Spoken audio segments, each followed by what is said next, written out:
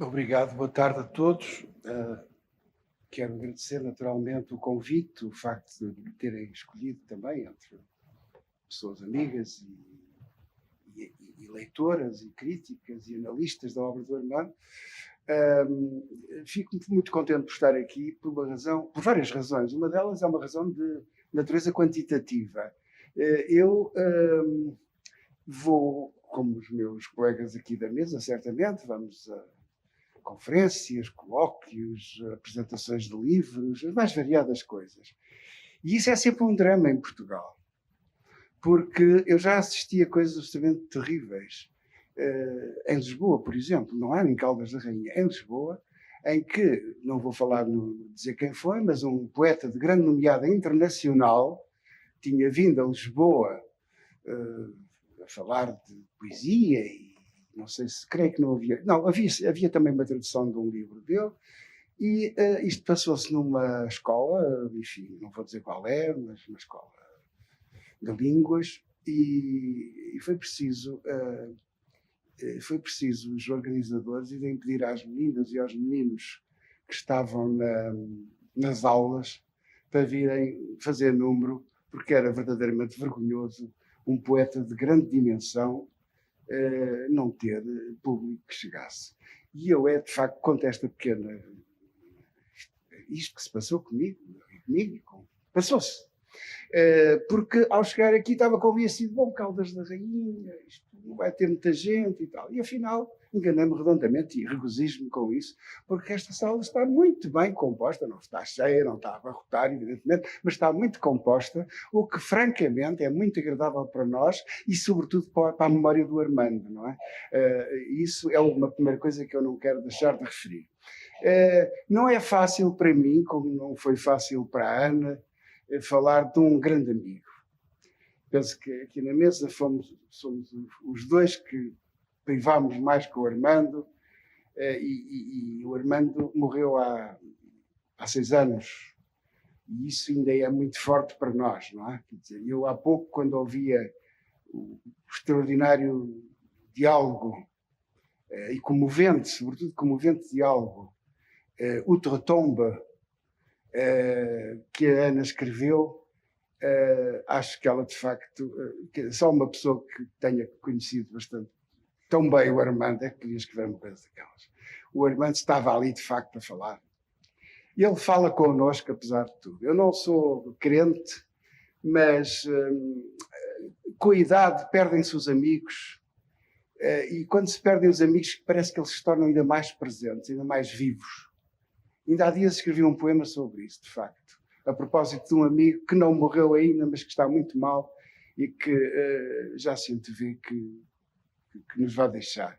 E, de facto, nós falamos com os mortos, um pouco como Raul Brandão. Não é? Raul Brandão tem páginas fantásticas, tocantes, sobre o papel que os mortos têm na nossa vida. E o Armando é um dos grandes amigos que já foi, já partiu, já morreu. Eu digo a palavra morreu porque não gosto de eufemismos. Já agora deixa-me contar uma pequena história, intercalar. Aqui há tempos, uma criança de uma família, minha amiga, perguntava, tinha morrido uma avó, uma tia, já não me recordo, e ela perguntava à mãe, mãe, porque é que as outras pessoas todas falecem e nós cá em casa morremos? Bom, e portanto eu não gosto nada de eufemismos. Morreu, de facto. A morte é uma palavra fantástica, é uma palavra que serve para muita coisa e que orienta a nossa vida, acho que orienta em grande parte a nossa vida. E no caso do Armando isso também aconteceu. Portanto, eu sinto por vezes que é possível, e este diálogo que a Ana escreveu mostra isso, é possível falar com os nossos amigos que já morreram. Não é? E, portanto, regozijo-me muito. Lembro-me até, em 1975, quando morreu o Ferreira de Castro, o José Gomes Ferreira, outro grande dos nossos poetas, disse uma frase que nunca mais me esqueci, isto era em 75, enfim, no meio daquela exaltação toda, ele disse: quando um amigo morre, temos a obrigação de o ressuscitar. E, de facto, agora lembrei-me disso, porque é o que nós estamos aqui a fazer ao Armando. Estamos a ressuscitar o Armando e a tê-lo aqui junto de nós, através das nossas memórias, aqueles que o conheceram mais intensamente e mais privadamente, através de imagens fortes que ele nos deixou, e, sobretudo, para quem não o conheceu, lendo-o e tentando perceber que havia ali uma vida complexa, contraditória, que está, enfim, que escreveu, uma pessoa que escreveu estes poemas formidáveis. E isso é bom, e de facto estes encontros não tenho acompanhado, mas pelo que se passa hoje aqui, fico muito contente por perceber que efetivamente as pessoas que aqui estão interessam-se por estes assuntos. Ainda não vi ninguém bocejar, o que é uma coisa fantástica. Não sei se saíram 2 ou 3 pessoas, mas certamente por razões de ordem, enfim, imperativa. Portanto, quer dizer, estamos aqui perante o que agora se costuma chamar uma comunidade de leitores. Não estamos a ler, mas estamos todos a conviver, e isso é de facto bom, sobretudo no nosso pobre país, onde a cultura cada vez é mais escorraçada, cada vez é mais maltratada, e onde, enfim, eu fico por aqui, porque se eu abro a torneira, tal como o Armando faria se estivesse aqui, porque ele era fácil, pior, com certeza. Por isso é que ele às vezes evitava até falar e nem aparecia nestas coisas. De facto, isso é uma dor que nós todos temos, e isto está cada vez pior a vários níveis, mas até ao nível da cultura é inacreditável. O Armando não pode ser esquecido, e o Armando está a ser um pouco esquecido. Desde logo pelos próprios editores, que não têm valorizado convenientemente as suas obras. Há uma lógica comercial que anima as editoras, a gente sabe isso. Quanto maiores elas são, mais essa lógica comercial impera, em detrimento daqueles editores do antigamente, que já existiram muito poucos, que efetivamente se batiam pelos seus autores e promoviam os seus autores. Mas isso não é só cá, infelizmente. Em França, em Itália, as coisas passam-se exatamente da mesma maneira. Nós estamos perante um fenómeno de capitalismo e de concentração capitalista que chegou até, não é só às grandes superfícies, é também à literatura e às artes, e na pintura ainda é pior. Bom, voltando agora um pouco cá abaixo, não é? E deixando... esta coisa de ser o último a falar é sempre um problema, porque os outros já disseram praticamente tudo o que havia para dizer. Isto é como uma pessoa que chega tarde a um banquete. Quer dizer, já só tem restos, porque os outros já comeram tudo. De qualquer modo, o Armando é inesgotável, como são os grandes escritores, são sempre inesgotáveis. E a verdade é que nesta sessão em que falaram ora, 1, 2, 3 pessoas, não é? Sou o quarto. Falaram, quer dizer, o quinto. Sim. O Henrique também falou. Destas pessoas que estão aqui na mesa, como dizia o Henrique há bocado, de facto as perspectivas são bastante diferentes, não é? E isso é bom, nós aprendemos sempre. Quer dizer, esta coisa, eu não considero isto um colóquio, não é nem um congresso, nem nada disso. De resto, a palavra comunicação, quando li no mail que me mandaram a convidar-me, eu disse, qual comunicação? Não vou fazer comunicação nenhuma. Não? Tipo comunicação a uma academia do Kafka, aquela coisa perfeitamente inacreditável. Não vou falar. E mais, não escrevi ainda, o Henrique pediu-me um texto, e eu vou fazer um texto e vou mandar. Pode ficar descansado. Mas, efetivamente, acho que era preferível falar sem texto. Tenho aqui uns apontamentos só para me socorrer. Às vezes é mais um amparo psicológico que propriamente, às vezes nem olho para eles, não é?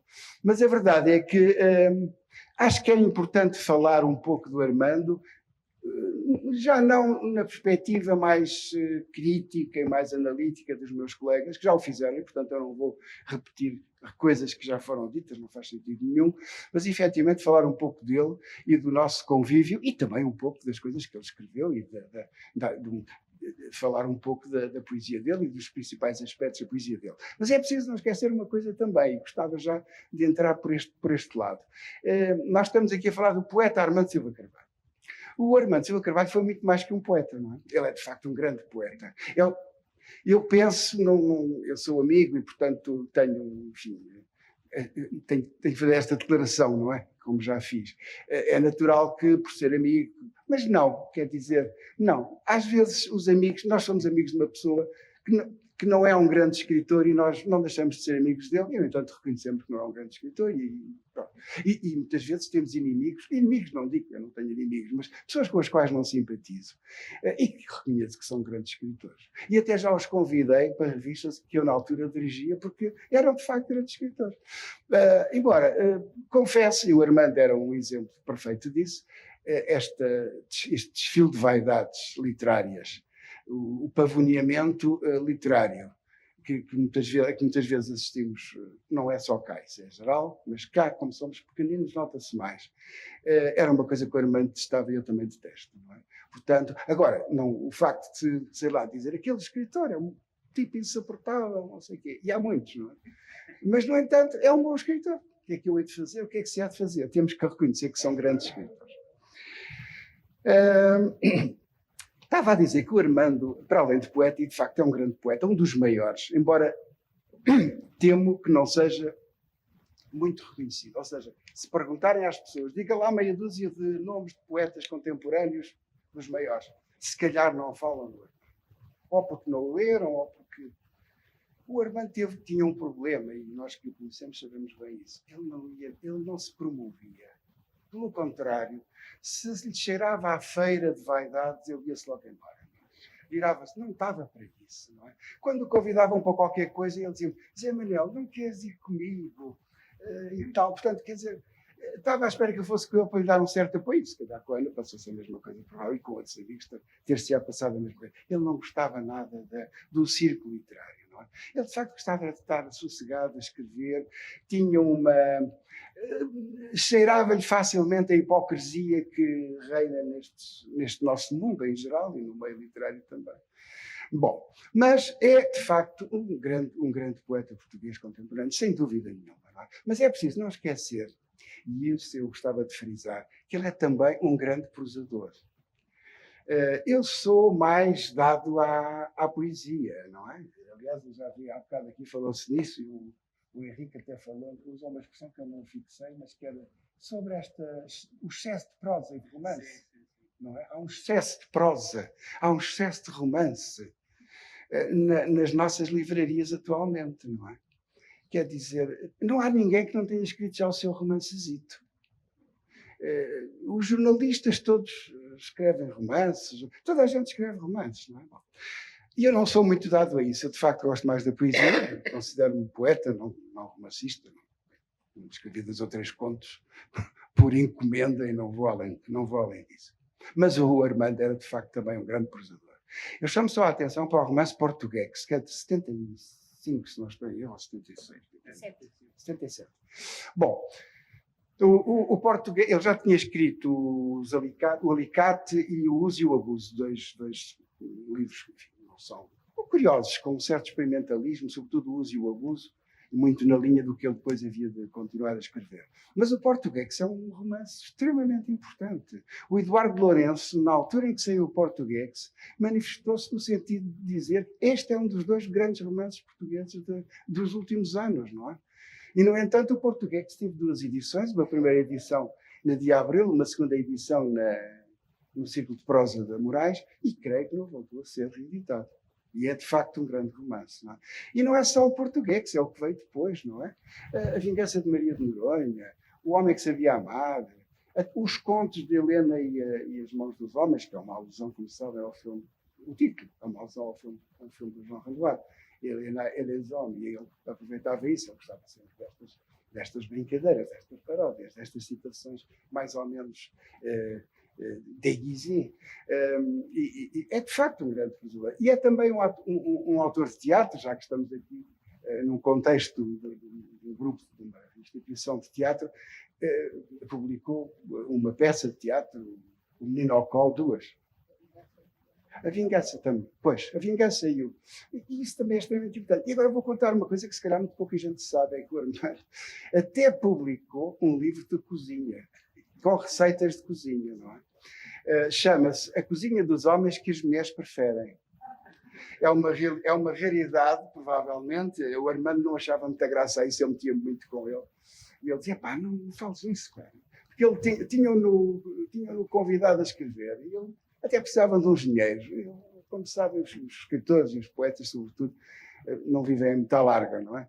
E pagaram-lhe relativamente bem, quer dizer, pagaram-lhe melhor as receitas do que propriamente as poesias. Não é? De maneira que ele escreveu um livro e publicou, que se chama A Cozinha dos Homens que as Mulheres Preferem, e que é uma coisa que não tem, francamente, não tem interesse nenhum, mas é uma curiosidade por ser do Armando.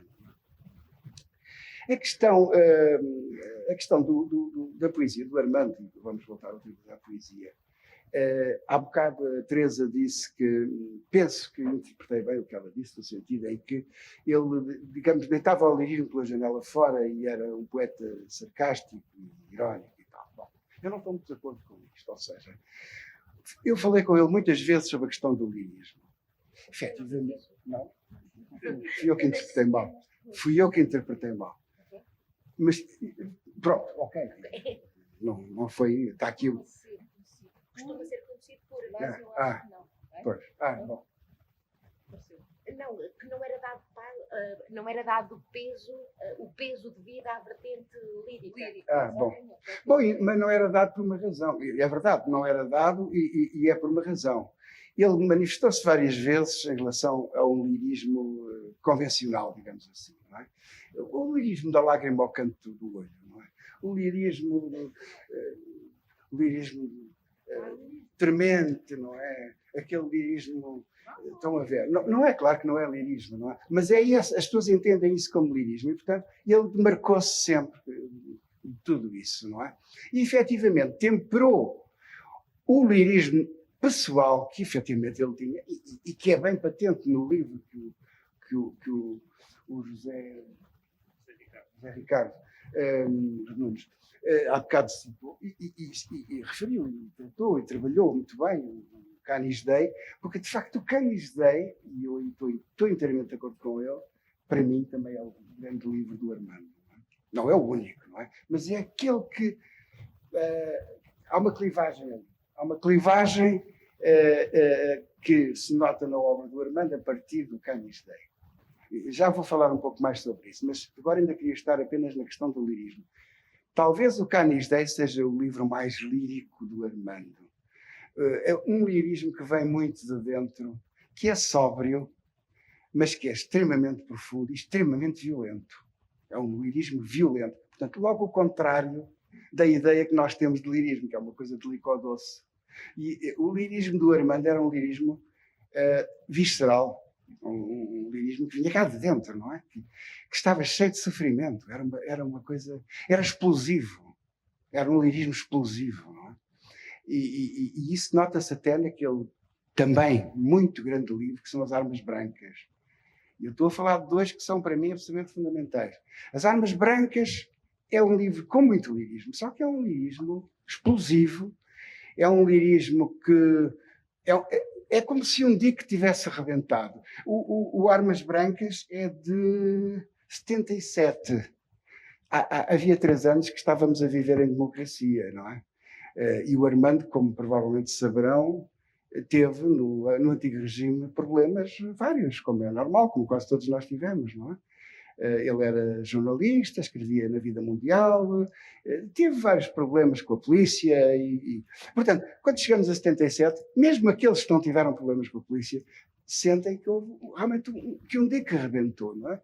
E esse dique político-social levou a que o Armando escrevesse As Armas Brancas. As Armas Brancas é um livro de grande lirismo, mas de um lirismo ao mesmo tempo social. Ou seja, mas ele não era um poeta civil, não era um poeta político em sentido estrito. Ele era um homem em cujos poemas se recepcionava subjetivamente, pessoalmente, o que se passava à sua volta. E isso nas Armas Brancas nota-se muito. Eu uma vez disse-lhe, ele ficou assim um bocadinho na dúvida, mas eu disse-lhe, tu és uma espécie de Pasolini. Alguns dos teus livros têm que ver com o Pasolini. Também o Pasolini foi um poeta em cuja poesia se repercutia fortemente repercutiam fortemente os problemas sociais, os problemas políticos, o ambiente. Há poemas fantásticos do Pasolini que eu acho que não andam nada longe dos grandes poemas de reflexão social do Armando. Mas a reflexão social está sempre nos poemas do Armando. Há uns em que se nota mais, há outros em que se nota menos.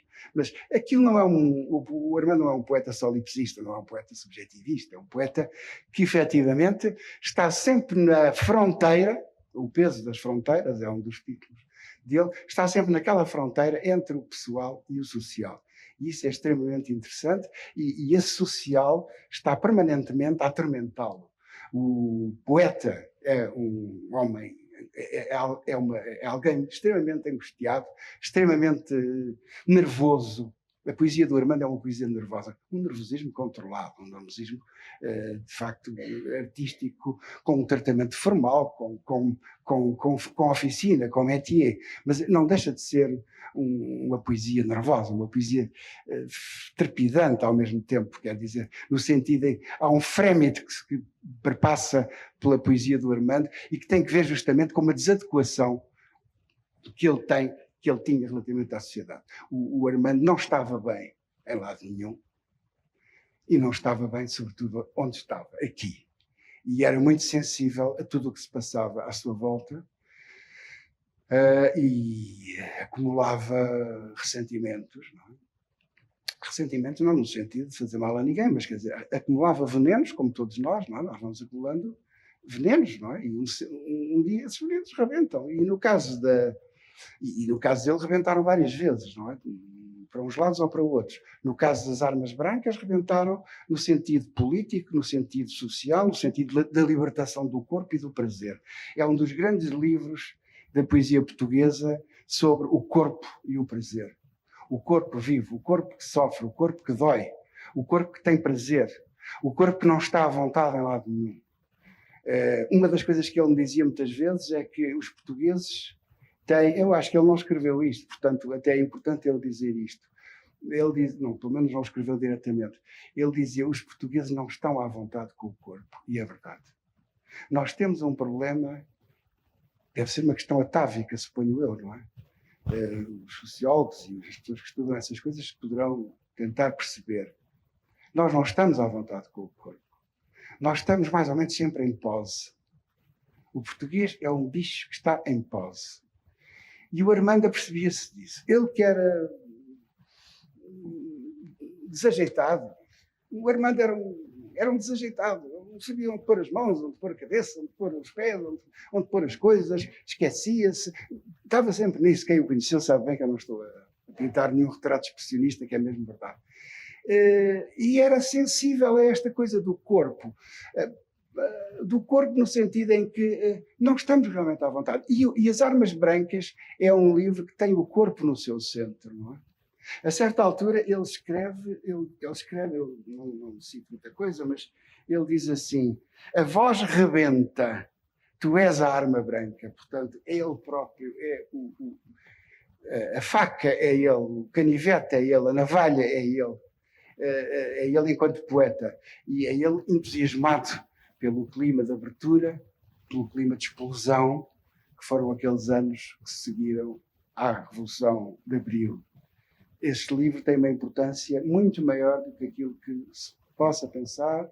Acho que ele ainda não foi lido com a atenção devida. Aliás, infelizmente, os livros do Armando não foram lidos com a atenção devida. Eu creio que não há praticamente, ou não há mesmo, teses de doutoramento. Não quer dizer que isso seja importante, porque as teses de doutoramento, para mim, pego nelas e normalmente deito-as pela janela fora. Mas penso que, apesar de... Mas isso é revelador de uma coisa, quer dizer, os estudiosos, os doutorandos, pelos vistos, não se interessaram muito pela poesia do Armando. E isso é lamentável, não é? Portanto, pode ser que, no futuro, na história da literatura e na sociologia literária, estes fenómenos acontecem muito. Há certos, como sabem, certos autores que foram muito lidos, muito traduzidos, muito publicados, passado 30 ou 40 anos, ninguém fala neles. E de vez em quando há uns mortos que aparecem, que são ressuscitados e que são fantásticos. Outras vezes, também há outra coisa, são considerados certos autores pela inteligência mais raffinée, como, autor de segunda, não é propriamente um grande escritor, enfim, é um tipo. E depois aparecem e, de facto, descobrem-se coisas que são fantásticas, não é? E que são, de facto, grandes escritores. Por exemplo, o Stefan Zweig foi um escritor muito lido no tempo dos nossos avós, dos meus avós. Depois deixou de ser lido. Considerado uma coisa menor, superficial e tal. Não tem nada de superficial. É um dos grandes escritores. E em Portugal acontece a mesma coisa com vários escritores. Eu espero que o Armando, que neste momento cuja obra não é muito estudada, aliás, pouco estudada, venha a ser realmente estudada e lhe venha a dar a importância que ele efetivamente tem.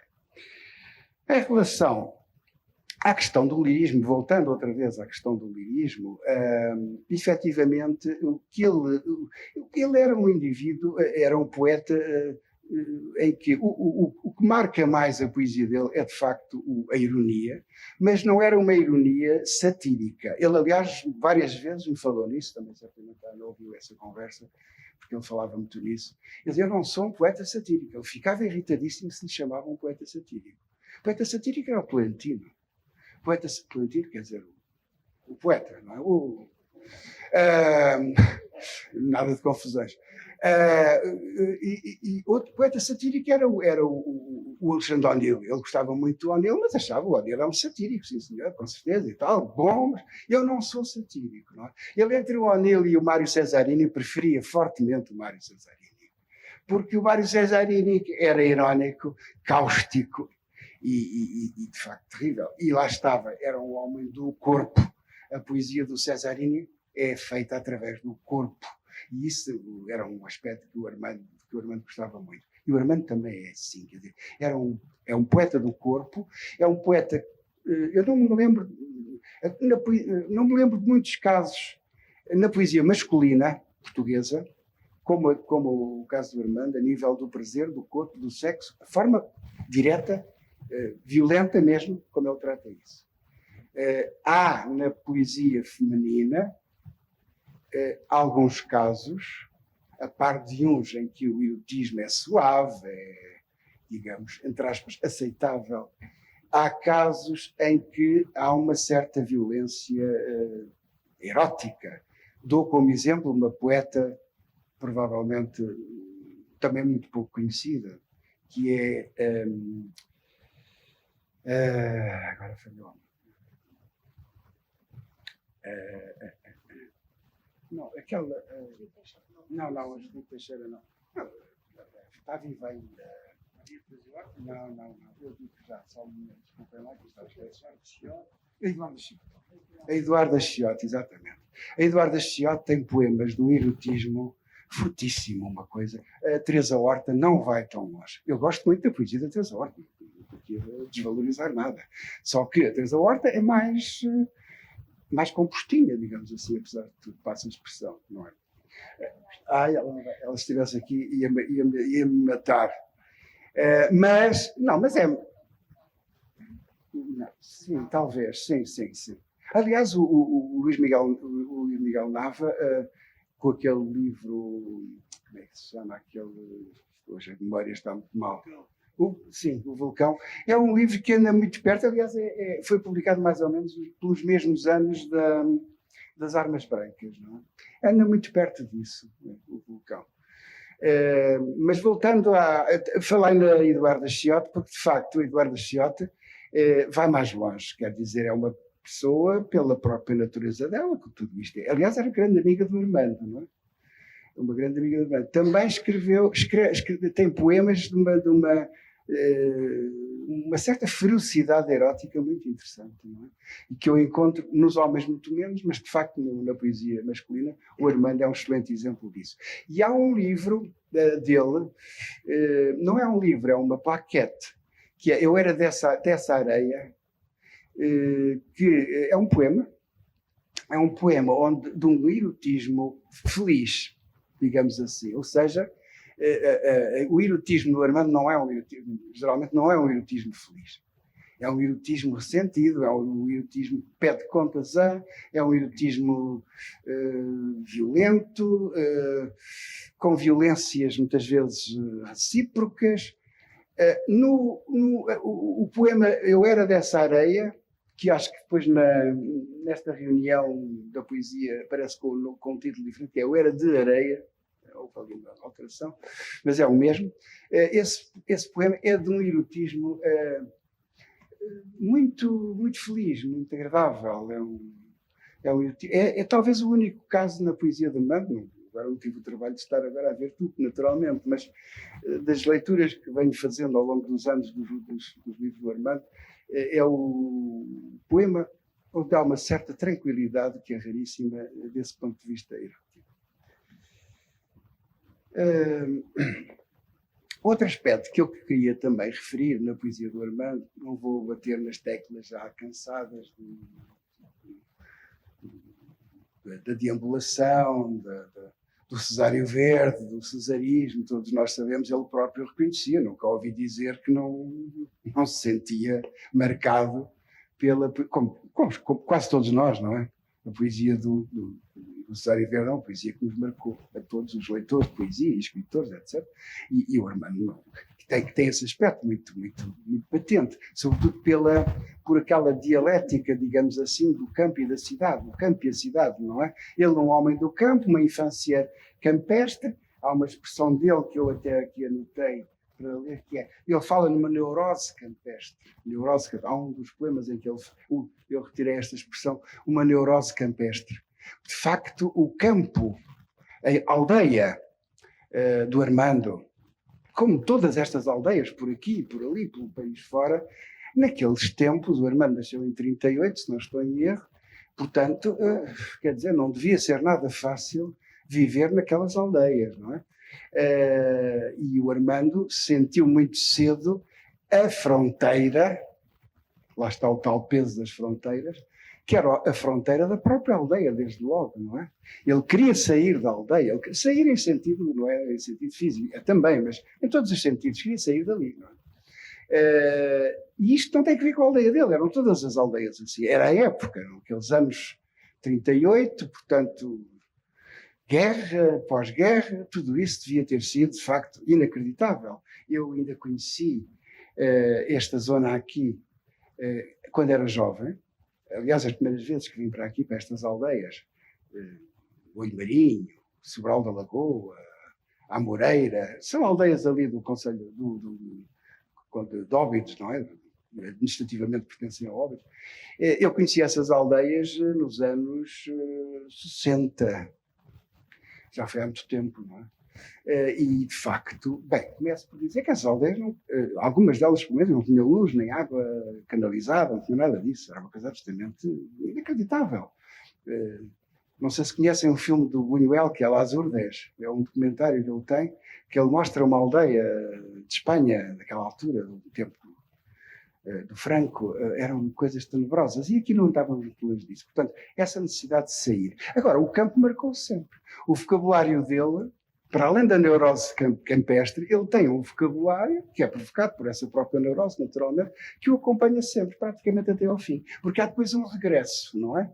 Há um regresso no final da obra dele, no final da vida dele, há um regresso à aldeia, já numa perspectiva menos carregada, mais aceitável. Ele também já tinha uma certa idade e, como toda a gente sabe, com a idade tudo se atenua, não é? E portanto, até nesse aspecto ele estava menos intransigente do que quando teve de suportar as marcas, os estigmas que a aldeia inevitavelmente nele provocaram. Depois foi para Lisboa. E é aqui que está o cerne do cesarismo do Armando. De facto, há um confronto permanente entre a cidade e o campo, Isso é muito curioso, é muito interessante. E, de facto, é um eco do Cesário. Há vários poetas portugueses que trataram do campo, que falam do campo. Olha, estou-me a lembrar de um grande poeta, também bastante esquecido, mas que é um grande poeta do campo, que é Afonso Duarte. O Miguel Torga, enfim, muitos outros. Há vários, não é? Não é assim tão raro como isso. E não são só os neorrealistas, não é? Até porque os neorrealistas falam do campo numa perspectiva mais politizada, digamos assim, e menos e diferente da outra perspectiva. Mas, efetivamente, essa experiência que o Armando leva do campo, ele fala confrontar com a experiência da cidade, e isso é muito interessante, sobretudo nos primeiros livros dele, não é? E o lado que eu acho mais interessante, e retomando ainda a questão do Cesário Verde, é que não é só deambulação. O Cesário deambula e registra. deambula e quase que filma, não é? Ele filma com as palavras, ou pinta, como se quiserem, não é? Pinta o que vê de uma forma naturalista, mas que é mais que naturalista, aparentemente naturalista, mas depois, de facto, há todo um tratado de sociologia urbana, não é? Nos poemas do Cesário. O Armando tem uma coisa muito interessante que é o seguinte, já foi aqui dito que ele era um poeta do olhar. Eu acho que quase todos os poetas, a maioria dos poetas são poetas do olhar. Mas, efetivamente, ali o olhar do Armando era um olhar muito direto e muito percussiante, digamos assim. Mas muito mais que um simples poeta do olhar, porque eu posso estar a olhar, um poeta pode olhar e escreve o que vê, e o Cesário era um poeta do olhar também, mas o Armando vai muito mais longe. Ele era um voyeur, efetivamente. Há um voyeurismo fortíssimo na poesia do Armando. Isso é muito interessante, não é? Ele vê aquilo que os outros, se calhar, não veem. Ele vê aquilo que politicamente é incorreto ver. O Armando era uma criatura muito, como direi, muito preocupada com a ética. Embora isso não se note, ele não fala disso, não é? Mas há um substrato ético fortíssimo na poesia dele, como não podia deixar de ser. Porque o Armando era um homem político. O Armando foi um homem que, durante a sua vida, esteve sempre atento às questões políticas, às questões sociais, portanto, tinha a sua ética, naturalmente. Não é? E teve os seus anos de militância política e nunca foi um grande militante, ele não tinha muito jeito para isso, aliás, ele não tinha jeito para a maior parte das coisas que exigissem uma atividade prática. Só a título de curiosidade eu posso dizer-vos que eu, antes de conhecer o Armando foi-me apresentado no começo da década de 80 pelo Mário de Carvalho.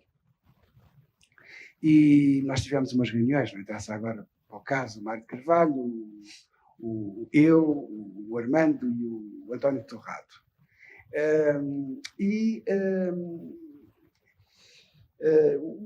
O Armando, nessa altura, antes disso. Já, José Manuel, peço desculpa. É muito, eu vou já muito, terminar. muito para lá. Vou já terminar então.